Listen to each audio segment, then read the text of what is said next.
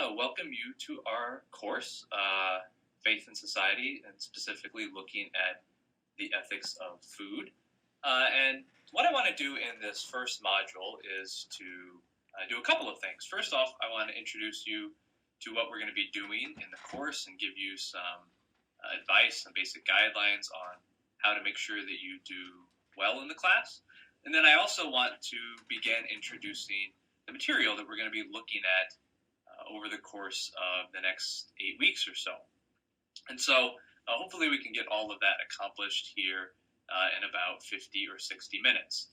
And as I've explained to you in email and in the syllabus, if you would read through, which I would certainly recommend that you do if you haven't done so already, basically every week there's going to be 2 of these video modules, and I'm going to aim to have them be between 50 and 60 minutes. And that's going to be introducing different course material, reviewing some of the readings. And it also does, one of its major jobs is to lead us into the discussion that's going to take place on Blackboard. And so hopefully the combination of these videos and your own reading of the material will provide a lot of the basic understanding of the material we're covering in the class. But it's very important that you keep in mind that a good half of this class or so is really driven by those discussions. And so it's not necessarily my intention to answer every possible question in these videos. It's just to explain some of the basics, and then really what you're going to get into the material in depth through is through those discussions on Blackboard. But it is important to introduce the ideas, and so that's what we're going to do here. You can see on this opening page really what the primary thesis or the primary contention or argument of this course is going to be.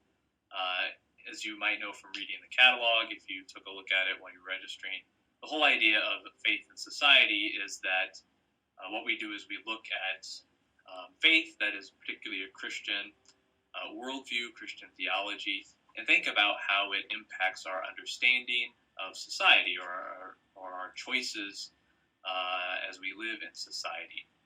And so in this class, what I want to do is to focus that a little bit and specifically look at a Christian understanding of the world and of human persons, and then think about how does that shape our attitudes towards food, and specifically how we produce food here in our country, and also how we eat it and how we purchase it as consumers. And so that's the thesis of this class, is that a Christian or Catholic worldview and ethical system should guide how we produce our food and how we eat it. In order to make that argument, basically there's kind of 4 major steps we're going to go through over the course. And the first thing we're going to do is what we're going to start with this first module. And that's going to be introducing a Christian and more specifically Catholic worldview. That is, how do Catholics understand the world around us, the universe, what its nature is, what can we say about it, and then more specifically a theological anthropology. That is, how do we understand men and women, human beings? What kind of creatures are they? What kind of beings are they? How should they live? What is the goal of life? And so theological anthropology is basically a fancy academic phrase for talking about, what is the meaning of life? What is the human person? How should we understand what kind of beings we are? And so that's what we're going to start off the course doing, is looking at the basic foundations of a Catholic worldview or theology, and then more specifically, the Catholic understanding of the human person. And we're also going to get quite a bit of that from the first short book I'm asking you to read by Sachs and his Christian vision of humanity. So we'll be walking through that book and those readings in these first couple of modules to help explain this theological anthropology. So we're going to do that in this first week. What I want to do following that is the next step in our course, and that's to look at the ethical system that follows from this worldview and follows from this theological anthropology. And we'll talk about this in the next week But basically, the way philosophy works is that you have metaphysics, which basically is the branch of philosophy that talks about, what is the nature of things? Is this world just a bunch of matter and energy? Is there an immaterial aspect to the world, spirit or mind or soul? Are there both? And once you understand kind of what the world is and what human beings are, then you can move on to thinking about, okay, given that understanding, given that view of things, how should we live? Right? And that's basically what ethical systems do. And so your view of the world and the human person is going to lead to a particular way of thinking about how we should live. So that's going to be the second step. We're going to look at specifically a Catholic ethical system called natural law theory, which we'll focus on, but we'll also talk about some other ethical systems and how they differ and why they differ and why we might prefer one to the other. So then after we've talked about the Catholic worldview, Catholic ethical systems, we're going to move on then to our particular subject matter of food and agriculture, and we're going to do a quick introduction to 21st century American agriculture. And we're going to be using that Revolution Down on the Farm textbook to accomplish that. So one thing I want you to bear in mind over these first couple of weeks in the class is that, particularly in the second week, I'm going to try to keep the readings fairly brief and light so that you can be reading that Revolution on the Farm book because we're going to really kind of summarize that book here in a couple of weeks. And so it'd be a good thing to be reading that along the way so you don't try to read that whole book in the space of 3 or 4 days. So we're going to talk about, the Green Revolution, this transformation of American agriculture from the kind of small family farms you might read about, say, in Little House on the Prairie, to modern industrial agriculture, which consists of thousands and thousands of acres and single farms and big corporations and biotechnology and all of that. And then that's going to be basically the groundwork for the course, and we're going to go over that in the first 3 or so weeks. Then when we get to that fourth step and the real focus of the class is what we're going to do is break the modern American food system down into different pieces and to look at different components of it. And so we'll talk about, how eggs are produced, for example, or what are some of the issues in terms of the impact on the environment of agriculture or the treatment of workers. And then we will use that Catholic worldview and ethical system that we've been introduced to offer some analysis, to offer some critical approaches to these different components of the modern American food system. And so that will be what brings up, or what makes up, rather, the second half of the class. And so at the end of the class, you'll see from the syllabus as well, you will be choosing a particular thing to focus on and then writing a paper on it. So looking at the production of some particular food or the treatment of certain kind of animal or whatever strikes your interest and we agree to. And then you'll do this yourself, is offer kind of an ethical critique of a certain component of the modern American food system. So that's really the plan for the course. Now, one thing I note in the syllabus, but I also want to emphasize for you here at the very beginning of the class, is that we are going to be presenting Catholic worldview, Catholic ethical system, and then making some particular critiques and criticisms of the modern American food system in this course. But I don't really expect you necessarily to agree with all or even any of that. The aim of this class is not to get you to say, yes, professor, I agree with this Catholic view of the human person, or yes, I agree that eating chicken McNuggets is immoral. What I want you to do is to be able to explain the arguments. Why would somebody who held a Catholic ethical system take this particular view of this issue? And then be able to offer your own critical analysis of that view. Right? So you don't necessarily need to accept the Catholic view or my views on any of these issues. Really what I want you to be able to do is to explain how does that system work, right? What basic beliefs lead to these particular views of the human person, or particular ways of producing food or treating animals. And then you can feel free to offer your own position, whether you agree or disagree.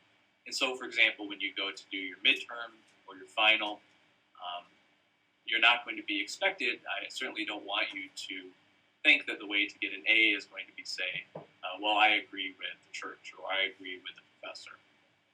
All of the questions will be structured along the lines of what I just mentioned. So explain the Catholic ethical system, or explain the criticism of this treatment of chickens, and then give your argument for why you agree or disagree with that position. And so the whole point of this class, of course, is to draw on your college educational experience, to draw on your own beliefs and background, and to get you to think critically about some of these issues that affect us every day, and really even every meal. And that's the goal, is to get you to be reflecting and critically thinking about the choices we make in our everyday life. So certainly not necessarily to agree with me or to agree with the Catholic position. Although, of course, I think you should agree with me, because obviously I think I'm right. But I certainly don't want you to think that you should agree with me to get a good grade. What will get you a good grade is showing that you understand the arguments we're talking about, and then to also make some good points about why you disagree or agree with them. So with that basic introduction, let's go ahead and turn now to the next page. Before we get into more of the nitty-gritty of the how-tos of the course, or looking at our first text, I wanted to give you a quick example of what exactly I'm talking about. Because I understand that for many of you, if you haven't done a lot of theology or philosophy courses, a lot of this can seem really abstract and maybe confusing. Theological anthropology, metaphysics, modern American food systems, the Green Revolution. This is a lot of jargon and terminology. We'll, of course, explain all of those things as we move through the class, but I wanted to give you a more concrete example so that you can have an idea of what it is we're going to be doing in this class.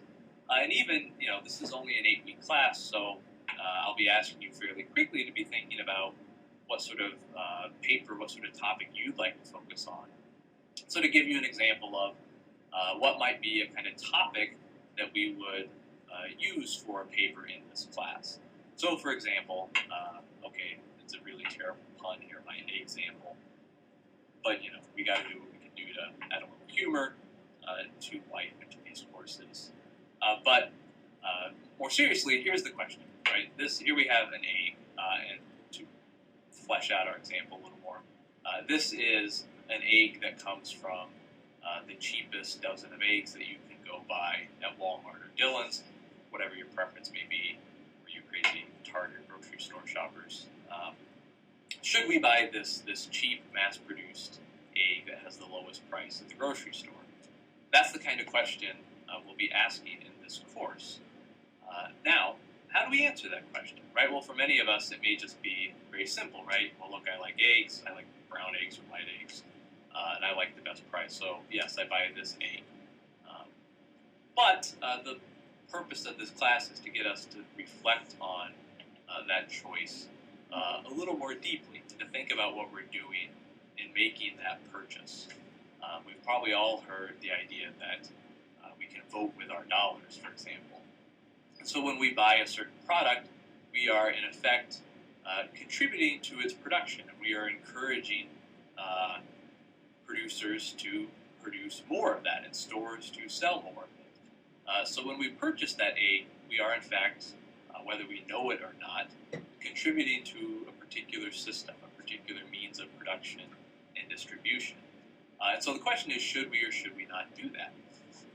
And what I gave you here on the page are just 3 different worldviews, 3 different ways of looking at the world and life and human persons as a foundation for then answering this question. So the first here is what I'm calling dominion Christianity.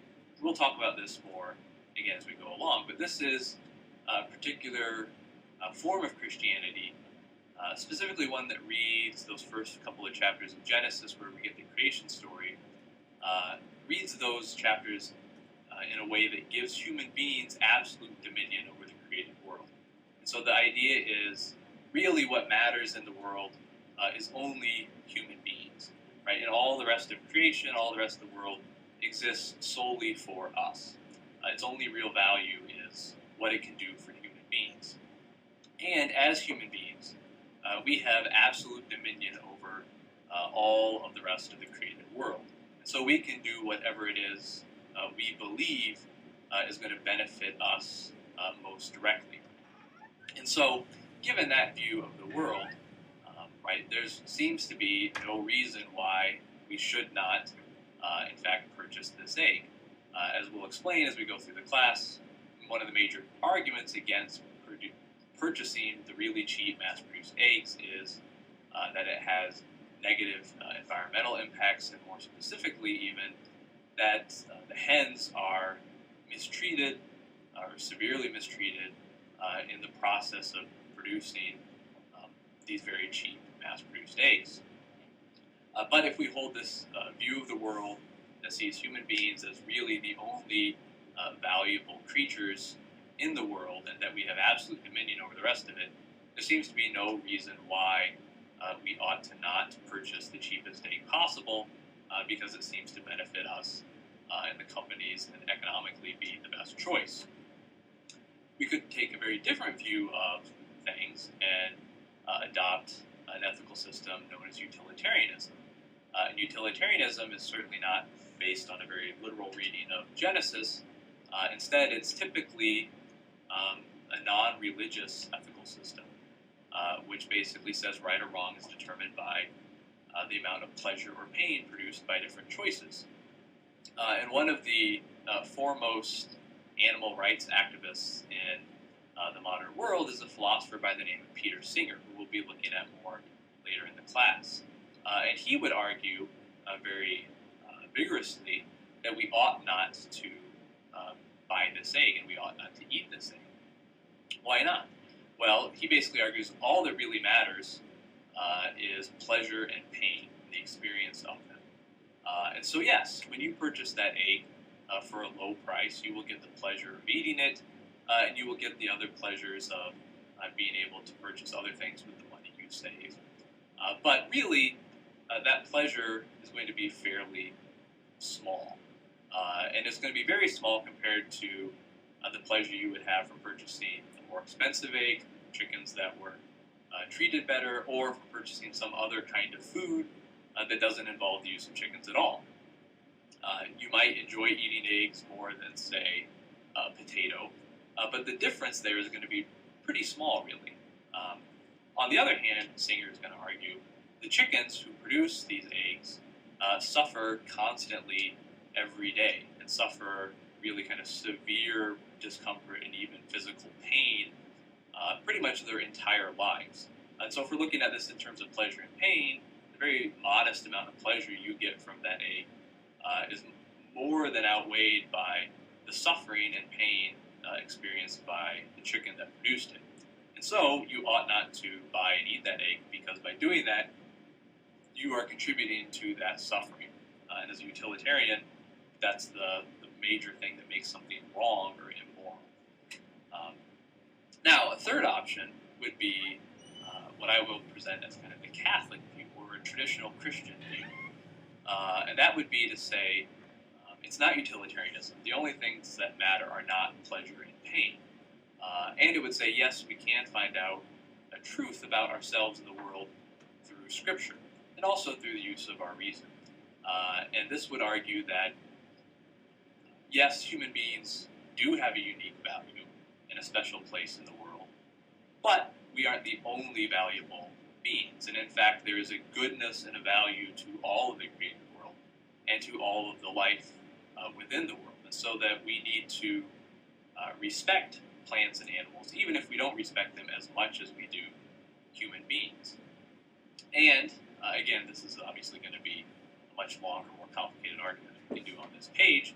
But essentially, the argument here I will propose is that we shouldn't buy this egg if we have other options available, because even though it's not only the pleasure and pain that matters, those things do matter. And more specifically, when God created the world and created chickens, for example, as part of that world, he created chickens to be a certain way and to live a certain way. And when he did that, it was good. And so forcing chickens to not live the way God created them to treat them as just basically a machine for producing eggs, not recognizing their value as creatures, is wrong and is a violation of the natural way that God created the world to function.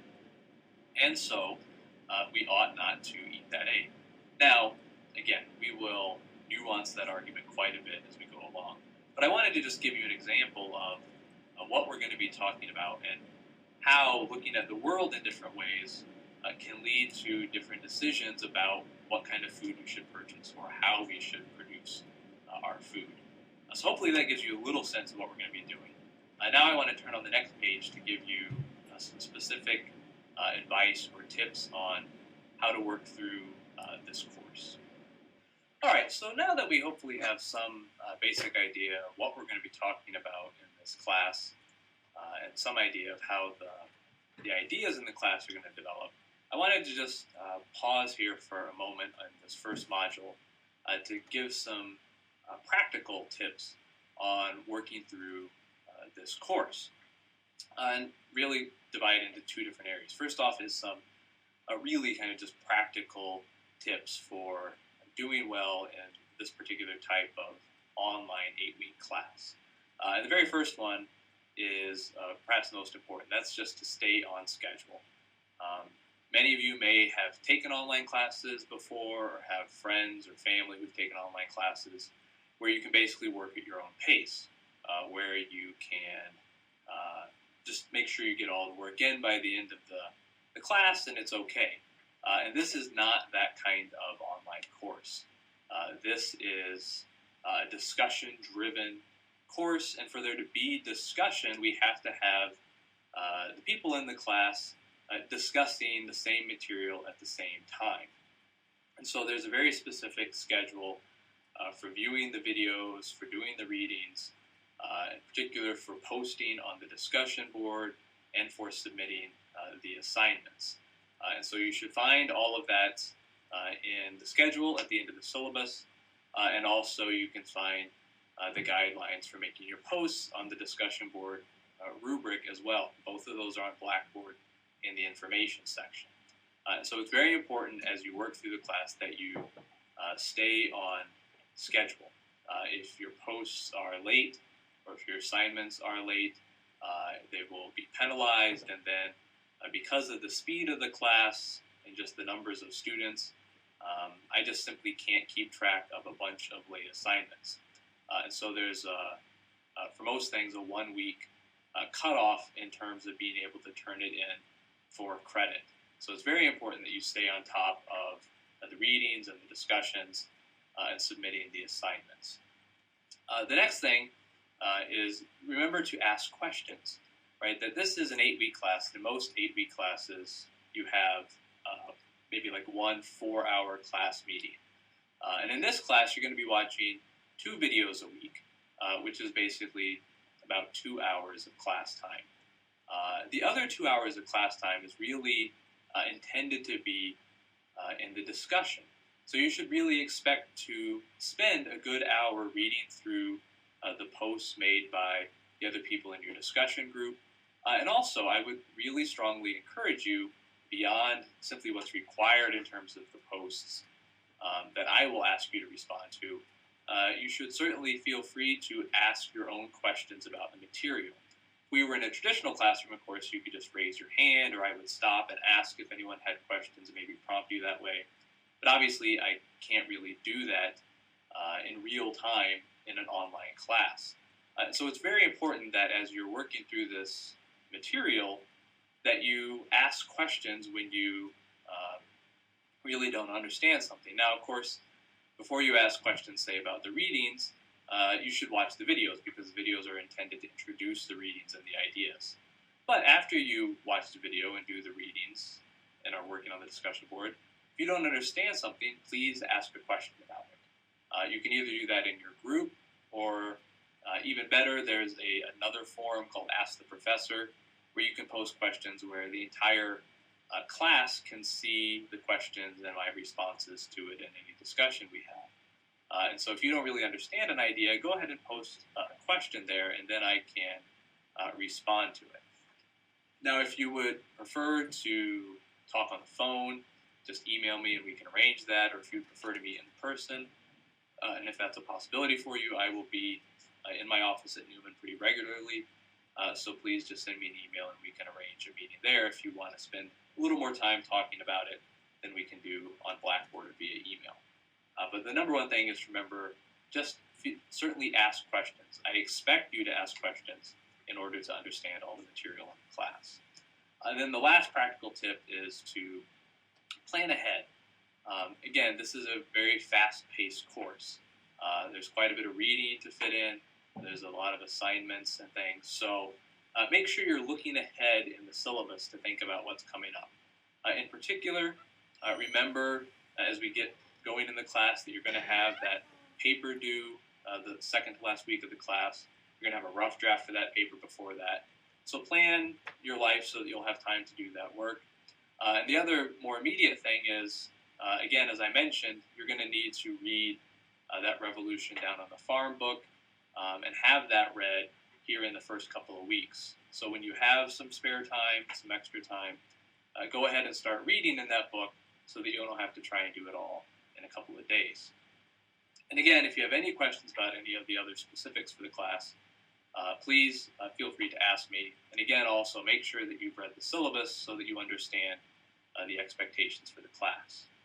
Now, apart from the kind of nuts and bolts of succeeding in the class, I also wanted to just quickly talk about how you do theology and how you do ethics, because we're going to be doing a lot of theology and a lot of ethics in this class.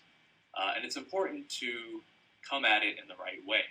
And the first thing I would just say is these aren't opinions, and they're not feelings, right? These are truth claims. These are theories or hypotheses, as you will. And so, again, I don't expect you to agree with all of the arguments I'm going to put forward. But when you're doing theology and when you're doing ethics, you don't respond to, say, a position that I'll present by just saying, well, I think different, or I feel differently, or, okay, well, that's your opinion, but I have a different opinion. Now, certainly in your everyday life, if that's how you want to go about things, that's fine. But for the purposes of a theology class, it's important to recognize that when I say, for example, the universe around us is a creation and not the product of random chance, that's a specific claim about the world. And it's saying that this is, in fact, true, whether you agree with it or not. And it's important to recognize that, right? So if you disagree with it, don't just say, well, I feel differently, right? Say, look, I disagree with that. I think the world is just the result of random chance, and this is why. When I look around the world, I see this, that, and the other. That makes me think, reasonably, that it is just random chance and not the creation of a personal God. And so these different positions that are going to be presented over the course are claims about what is true, regardless of whether we agree about it or whether we have different feelings about it. And so you don't have to agree, but we need to make sure that we're making arguments and not just stating our feelings about things. And along those lines, you should disagree with some of the ideas that are brought up. It would be really shocking if you could go through this entire class and agree with all of the different arguments that I'm going to present. And of course, we're going to be looking at opposing views on some of these issues, and so you almost certainly need to disagree with some of the ideas that are going to be presented in the course, because some of the ideas are going to be two different positions on something. And so you shouldn't find yourself agreeing with everything. You should, in fact, disagree. Just as, for what it's worth, when I was an undergraduate taking philosophy courses, I always went out of my way to disagree with the instructor, even if I had to play devil's advocate a bit to do that. Because a lot of times in making the arguments for the opposing side, you can better understand your own view. So certainly you should feel free to disagree, and you should expect to disagree on some things. And then lastly, you should discover that you're wrong about something. And I find this still when I'm working through material multiple times.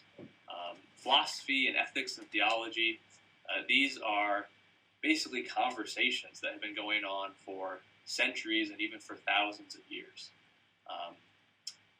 And all during that time, all the great philosophers, all the great thinkers and theologians are constantly discovering new ideas and reforming and revising their views. And so it would be very surprising if somebody could come into a class and deal with a lot of these big issues and not come to realize, I think I was wrong about this before. And, when we're doing ethics, specifically, what is right and wrong? What is moral and immoral? When you really think about that seriously and consistently, it would be really surprising if you just happen to do everything perfectly morally. Really, any religious system, any philosophical system, is going to expect the followers of that system to discover that they are wrong about the way they're living in certain ways. And so, again, if you find yourself holding the idea that everything you do is right, that should at least give you cause for concern. Now, look, there might be some saints out there taking this class that I don't know about. I suppose that's a possibility. But you should expect to find out, hey, I've been doing this, and now that I think about it, I don't think that's the right choice. And that should be an indication that you are really engaging the material and thinking about these issues in a serious way. All right, so enough of that advice. Let's move on now to the next page and start tackling some of the actual material for this week. All right, now we've put the introduction to the class and our advice behind us, and now we can really dive into the material for this week and look at the first half of the Sachs book, which is our reading for this first week. And what I want to do here on the next couple of pages is just to walk you through the first half of that book to try and explain what the primary ideas are and what's really important to draw from this reading as we go forward through the rest of the class. The very first idea that the text brings up is this idea of creation, and specifically then the creation of human beings in the image of God. And what does this mean and why is it important? Right. Well, in our world today, really there are 21st century America, there are two primary ways to look at the world around us. Right. So on the one hand, we have kind of the secular view, and on the other hand, religious. And the general kind of secular view held by many, if not most people in America today, is to look at the world essentially as the result of random chance, right? That, look, there happened to be a Big Bang, however many billions of years ago, things just happened to unfold the way they did, and we're here, and it's all the result of some sort of cosmic accident that we can't really understand. There's no purpose, there's no design, there's no goal. This all just happened. And when we look at the world around us, it just so happened to turn out that it's possible for us to live here and to, for many of us, find some enjoyment and pleasure and beauty in things. But all of that can be explained as the result of the laws of nature and random chance and Darwinian selection operating over countless millennia. But there's no purpose built into things. And there's no design and no goal. And along with that, all there is in the universe is matter and energy, right? Everything can be explained if we had a sufficiently sophisticated understanding of physics and chemistry and biology. We would be able to explain everything, because all there really is matter and energy as we understand it, or at least as science could someday understand it. And that's kind of the reigning secular view of the world and the view of human beings within it, right? That we just happen to be a particular type of animal life that has evolved in certain ways where we seem to be unusual in thinking about these things. But it's all part of the same purely material universe around us. Now, that's the idea put forward by many scientists and philosophers and different thinkers. And that's an idea that many, again, if not most people in our society have accepted to some degree or another. Now, for a lot of people, kind of the average person on the street, there still is some belief in a soul or God or something else. But many people have come to think of those beliefs as just kind of opinions or hopes or feelings. And if you really ask them, well, what's really true? I think a lot of people who believe in God will say, well, I don't know if it's really true, but that's what I was taught, or that's what makes me feel better. So I believe it, but I'm not really certain that it's true, because they've accepted basically this purely material, random view of the universe. On the other hand, there are religious views of the universe, and for the sake of simplicity in this class, I'm just going to focus on the Christian view. The Christian view is very different than the one we've just described. And that's what Sachs is trying to talk about and explain as concisely as he can here in this opening chapter of the book. And that says, look, this world that we see around us is not the result of random chance. It is, in fact, a creation, right? And if we say something is a creation, we imply several other things as well, right? We imply that there's a creator, that there is some person outside of this thing, outside of this creation, who made it. And when we talk about something as a creation, that implies that there is a purpose, a design built into this thing, this creation, right? So the Christian view is that the universe as we see it is purposeful. It was made for a reason, and it's made the way it is for a reason. And it's made by someone outside of creation, right? So that there is, in fact, a God who is outside of creation, who created it and created it the way it is for a reason. And as Christians, we also believe that God, who created the world, is good and loving and just. And that's going to mean that this creation around us is not just purposeful, but it was made the way it is for a reason, and it is good. It is a basically intrinsically good thing. And when we look at all of the things that are created in the world, they are essentially good. And so the physical world, the physical creation we see around us is God's good, purposeful creation. He made it the way it is for a reason. And when specifically we look at human beings, right, we can say human beings are made the way they are for a reason.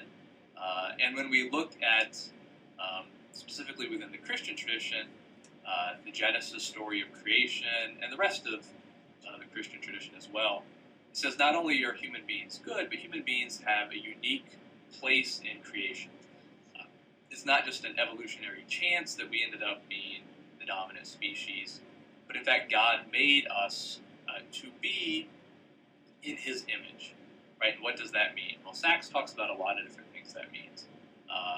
The key things that he notes there are that this means that we share with God a certain relationship to the rest of creation, that we are called to care for it and promote it just as God does, right? God created this world and holds it in existence.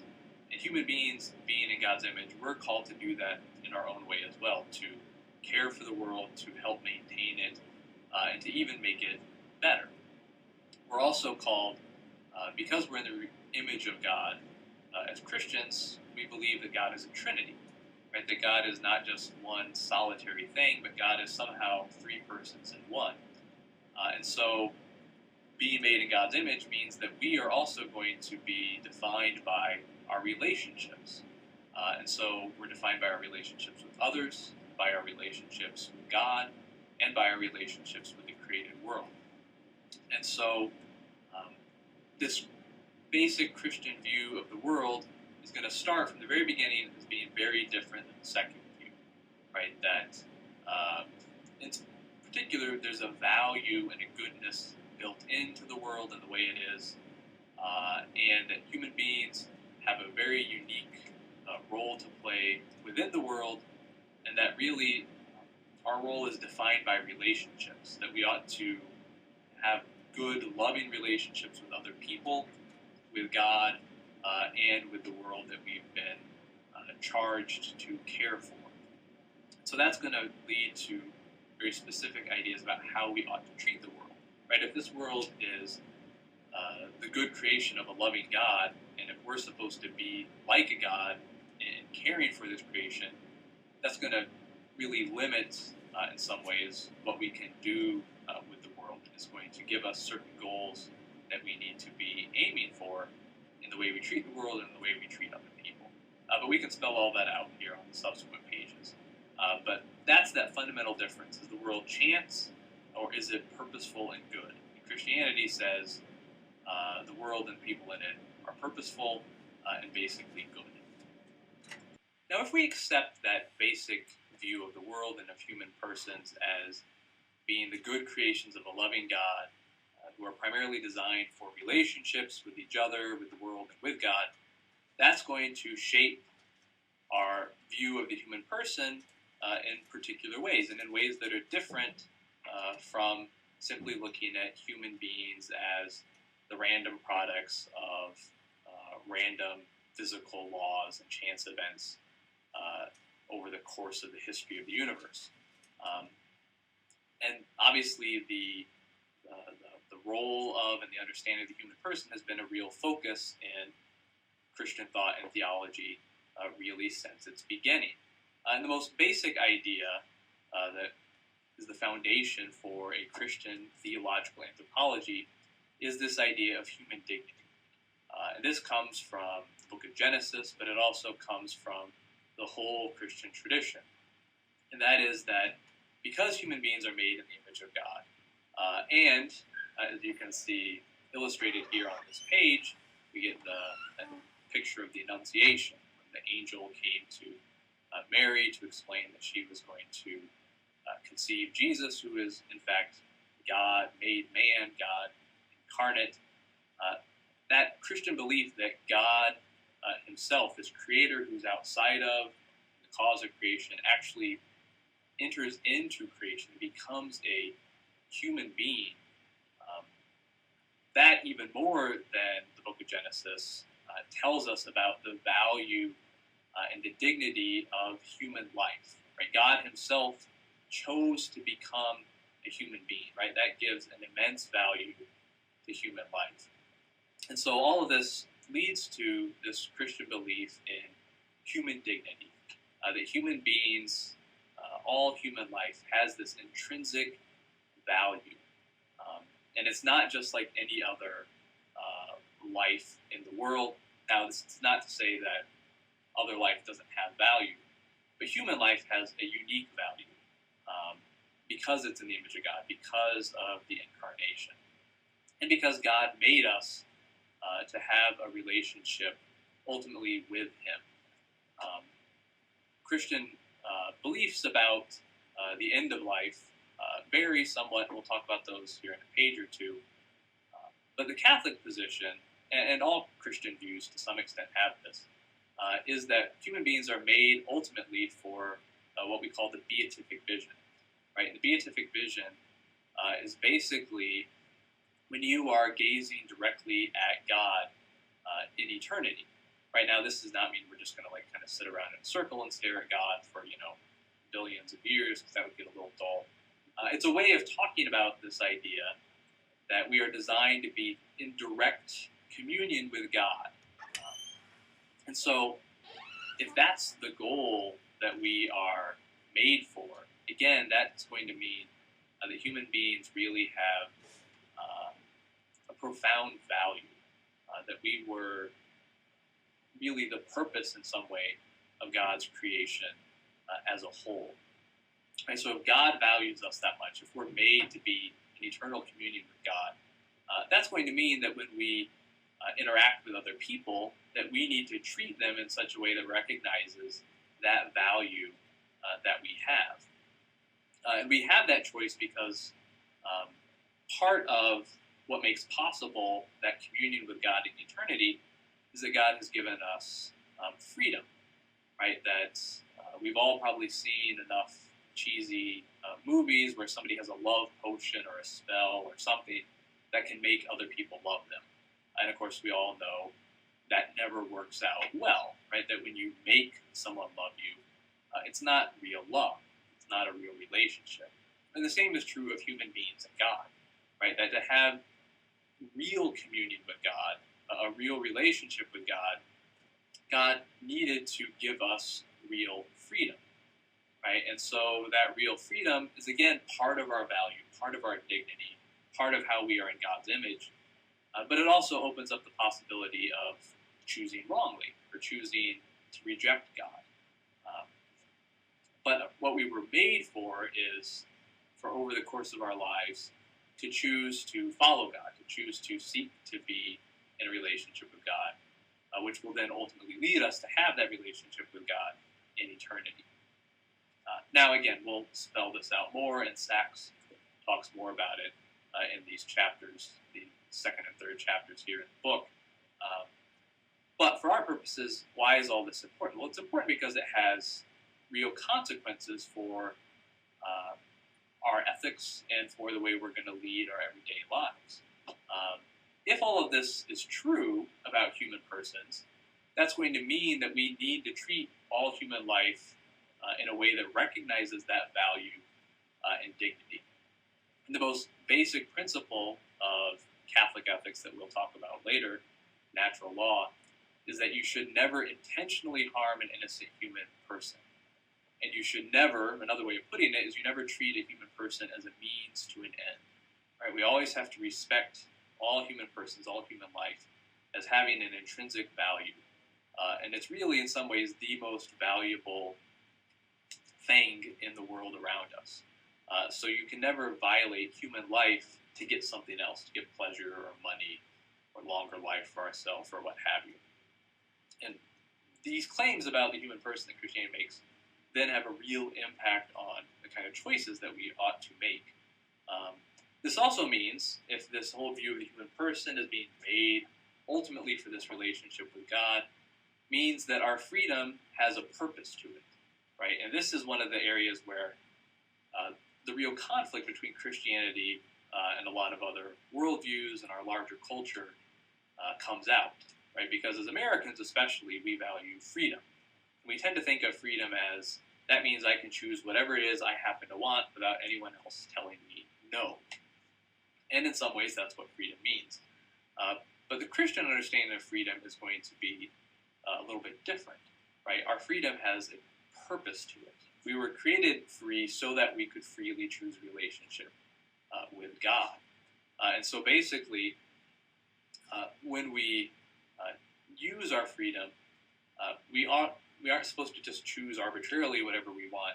That the right use of freedom is choosing to use our freedom in a way that's going to lead to the end that our freedom was given to us to get, right? That we need to choose freely to have that relationship with God and to lead our lives in a way that's going to get us to that point by having good relationships with other people, by caring for the world, just as God does. And really, what this ultimately leads to is a kind of paradoxical claim, namely that we become more free if we follow the rules, or a little less paradoxical. We become more free if we act in a way that fits with our nature. If we act in a way that fits with the way we were made and the goal that we're supposed to be aiming for, that will actually make us freer. And again, this is something that a lot of people have trouble getting their head around. But if you think about some different analogies, it can help. For example, I can sit down in front of a piano and I can hit any keys that I want. Got a piano at home. Nobody can come and stop me and force me to not hit certain keys. But when I sit down at the piano, I have really very little freedom in a way. All I can do is make random chaotic noise, or little dun dun dun dun dun dun, from Jaws. I can do that, but apart from that, I can't really do much.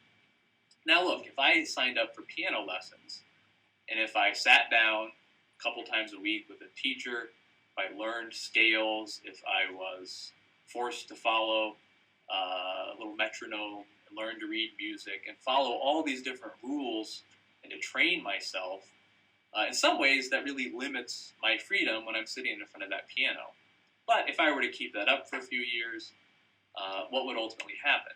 Well, ultimately what would happen is I would develop my nature as a pianist. And by following the rules, paradoxically, I would become more free. I would be able to sit down at a piano and actually make music, right? And the same is true for sports. The same is true for arts, all kinds of different endeavors, right? That if you want to be a triathlete, look, there are certain rules you have to follow.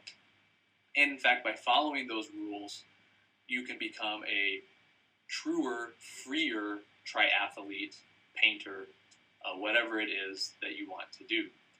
And Christianity says the same thing is true about being a human person. That yes, we have freedom. And to some extent, you can do whatever you want. But if you follow the rules, if you look at our nature, if you live in a way that fits with the way you were designed, and in a way that fits with the goal that you were made to attain, that if you live that way, you will actually become freer and able to become the kind of being that you were meant to be, which gives you, again, that kind of ultimate dignity of being a creature in God's image, made for a relationship with God in eternity. So we've said that human beings are made in the image of God, that we are designed for be vision, for this eternal, close relationship with God. But what do we mean by that? What do we mean by the human person or a human being? Because a lot of us have this idea of, well, what am I going to be in heaven? What are people in heaven? We tend to think of it in terms of just our soul or just our spirit. That's who we really are, not really this body. That when we die, our spirit will go and be with God in heaven, and that's really the way things are going to be. And there certainly are many Christians who think that way. There are many people in other religions and people who aren't particularly religious who have this idea that who we really are is this spirit, this soul, this mind within us, and that the body is kind of a tool or kind of a place where we happen to be stuck in some sense right now, but eventually we'll be free of it after we die.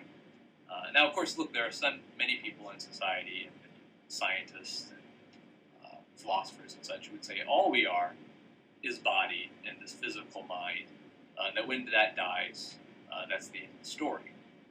And obviously that's going to lead you to different views of the human person.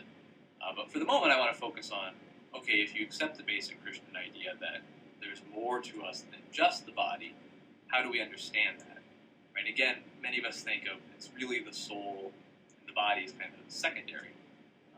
And a lot of us think that's the Christian way to look at things. Well, look, the scientists say we're just a body. Christians think we're a body and soul, but they're kind of two separate things.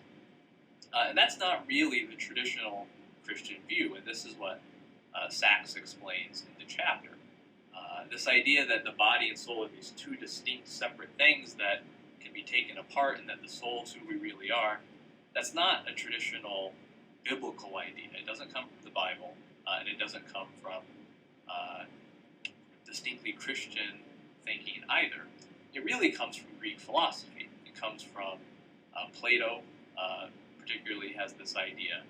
And in more modern times, as Sachs talks about, it comes from Descartes, who is probably kind of the definitive figure in this school of thought known as dualism, right? That the body and soul are these two distinct things. The Christian view, however, is that yes, we have a body and we have a soul. We have a material and immaterial aspect to our person, right? That we're a combination of the material and the immaterial. But it's not separable, right? The two parts are kind of intertwined in a way where you can't just draw this nice, neat little divide between the two of them. And this means that our body is really an essential part of us. You aren't you without your body. I'm not me without my body. You can't be you in the real full sense as a ghost. There can't be any sort of Freaky Friday in a Christian view, right, where two people switch bodies, but it's still me in your body or you in mine. That's not the Christian view of the human person. Each human person is this unique combination of body and soul together, right? And this ties in with what we were just talking about as well, right? That the human person that has this unique dignity, this unique value, is a combination of body and soul.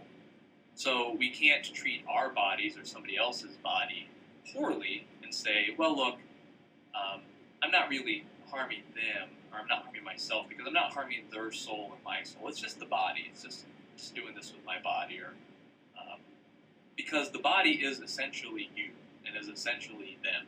Right? So whatever you do with your body is really you or really them. This also means that this goal that the human person is made for, this union with God in eternity, will also include the body. Right? So a real Christian view, at least traditionally, of the afterlife is that it's not just a soul somewhere off in heaven. It is body and soul together. That the body will be resurrected. Now look, there is this caveat. There is this period in between a person's death and the final end of the world as we know it, during which time Christianity tells us there is a way in which the soul and the spirit is present with God, can be happy, or it can be separated from God and therefore suffering. But that's a limited period. At the end of that period, body and soul will be reunited, and it will be a body and soul together, your body, your soul together, that will live eternally. The soul without the body isn't really complete, even in heaven, up until the time of the resurrection. Right now, again, we can talk more about this in the next page or two and as we go through the class. But this is an essential thing to understand because this whole class is going to be about food and the world and caring for our bodies. And it's important to recognize that this is not somehow not really an issue for Christians because Christians are really focused on the soul, the spirit. And there are Christians who think that way, but that's not the traditional Christian view. It's not the Catholic view, right? The Catholic view, the traditional Christian view, that the human person is body and soul together.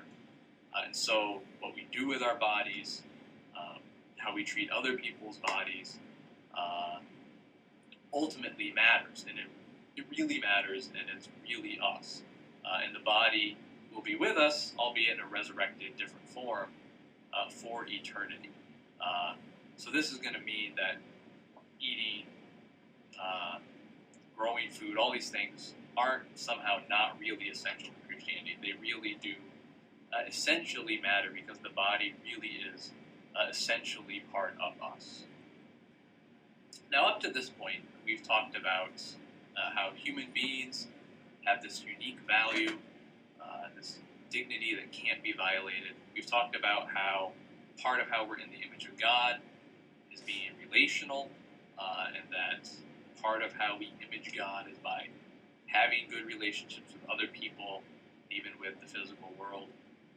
And we've talked about how our bodies are an essential part of us, so that what we do with our bodies is essential to who we are as persons.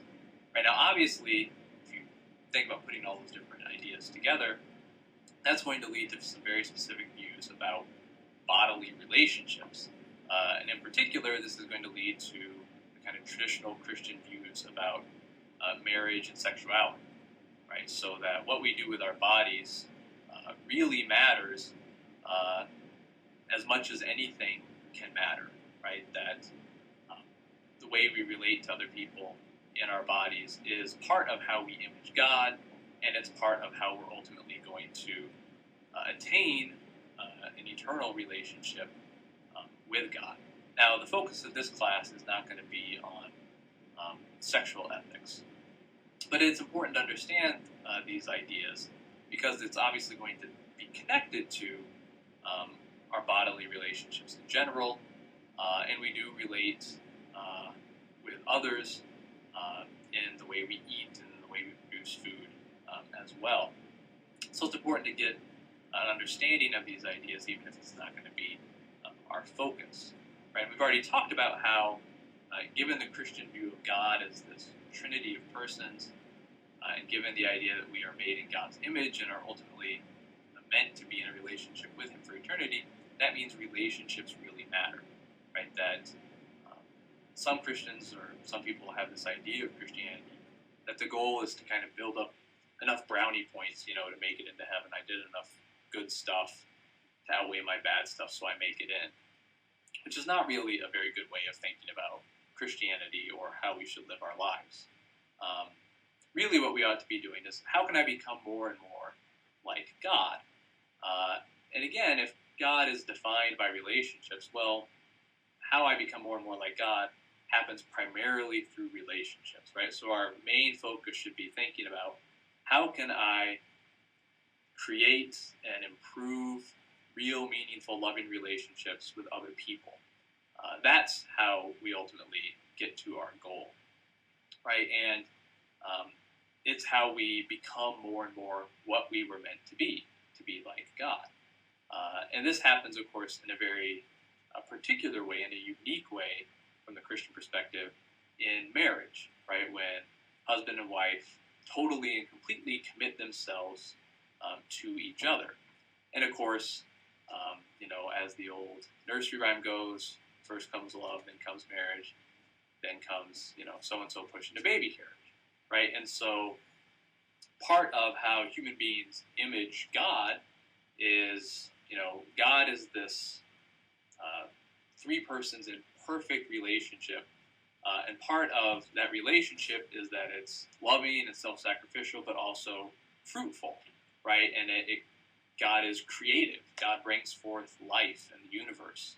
And obviously, husband and wife, when they completely and totally give themselves to each other, also can, in a different way, but in a meaningfully similar way, bring forth life, right? The husband and wife, that relationship brings forth another person to have a relationship with, namely the child, right? And so this real physical part of our existence, sex, reproduction, is also part of how we are made in God's image, and is also part of how we reach the goal we were made for, namely becoming more and more like God, so that we can be with God in eternity. And again, this has all kinds of implications for sexual ethics, right? That casual sex isn't going to really be fit into this view of the human person, right? That you can't just treat a person as an opportunity for some enjoyment or some pleasure, right? Because you're treating a human being who's in God's image as just some tool for your enjoyment. You have to take seriously your relationship with other people. And again, we can develop that elsewhere in another class. But for our purposes, right, this idea of relationships being essential, of what we do with our bodies being essential, is also going to have impact on how we eat, how we treat the people who produce our food, how we use food to develop relationships with each other over the dinner table. All of these things are going to be important, because what we do with our bodies really matters, and our development of relationships really matters from a Christian view as well. So hopefully that gives you some idea of what Sachs is trying to do in these first few chapters of the book, and gives you some sense of what we're going to be doing in the course overall. So we'll conclude this module for now. But again, remember, I don't expect this to answer all the questions. Maybe it's prompting more questions. So after you've watched this, if you haven't already done so, please read the first 50 or so pages of Sachs, and then let's discuss this on Blackboard, and we can hopefully really understand the material, and then move on to the second half of the book, in the next module.